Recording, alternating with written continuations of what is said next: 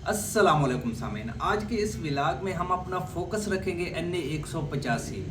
यहाँ पे कौन कौन से उम्मीदवार हैं, किस उम्मीदवार के जीतने के चांसेस ज़्यादा हैं, मुस्लिम लीग नून की तरफ से कौन सा उम्मीदवार मैदान में होगा, और साथ में जो सरदार दोस्त मोहम्मद खोसा साहब हैं वो पीपल पार्टी की तरफ से होंगे, उसमें कोई दो राय नहीं है। और साथ में PTI का कोई कैंडिडेट मैदान में नहीं है। हाँ, कागजात नामजदगी तो जमा करवाया है जो ना तरताजुल के शोहर ने, लेकिन लगता नहीं है कि वो इलेक्शन कंटेस्ट करेंगे, क्योंकि PTI ने इस वक्त तक बाइकाट का ऐलान किया हुआ है।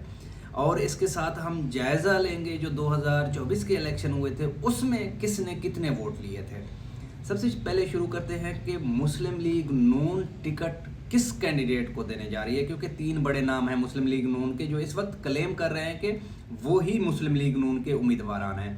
सबसे पहले सैयद हलीम शाह साहब हैं, दूसरे नंबर पे जो ना सरदार महमूद कादिर खान लेगारी हैं, और तीसरे नंबर पे डॉक्टर लतीफ़ पिताफी जो कि हनीफ पिताफी साहब के बड़े भाई हैं। ये वो 3 लोग हैं जो क्लेम कर रहे हैं कि वो ही नून लीग के उम्मीदवार होंगे। ये ज़रा सरदार जमाल लेगारी साहब को सुने, फिर आपको पता चलेगा कि मुस्लिम लीग नून के उम्मीदवार असल में है कौन।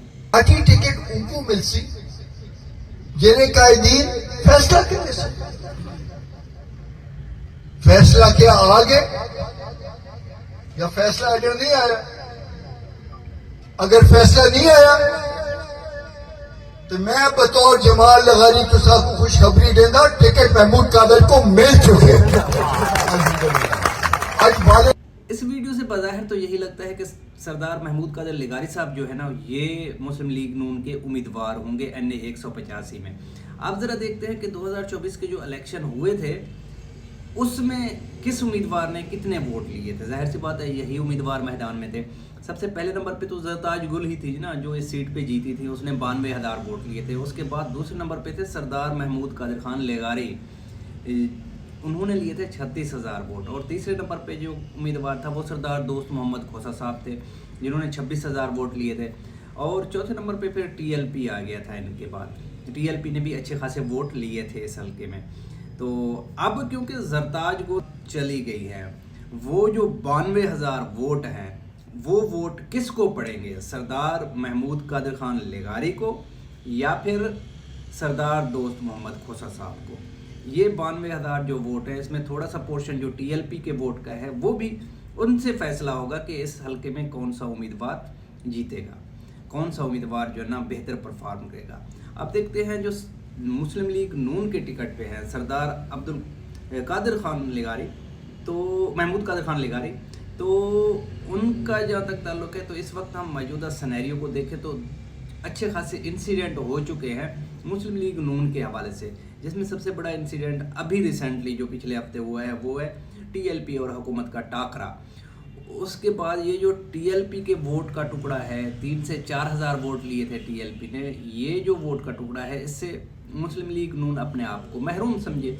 और इसके बाद एक और वोट का पोर्शन है जो सबसे बड़ा पोर्शन है, वो है जरताज गुल के वोट का या PTI के वोट का।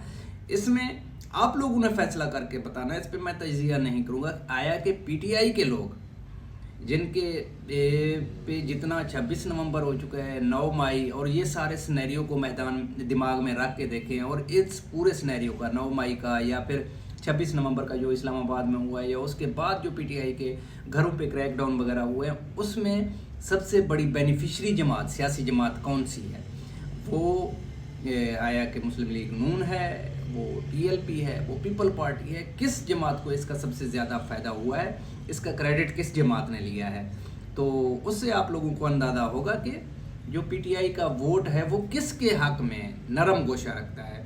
आया कि पंजाब में जो वो है पीपल पार्टी या सरदार दोस्त मोहम्मद खोसा साहब हैं, उन्होंने किसी किस्म के कोई मसाइल पैदा किए हैं PTI के लोगों के लिए या फिर TLP के लोगों के लिए।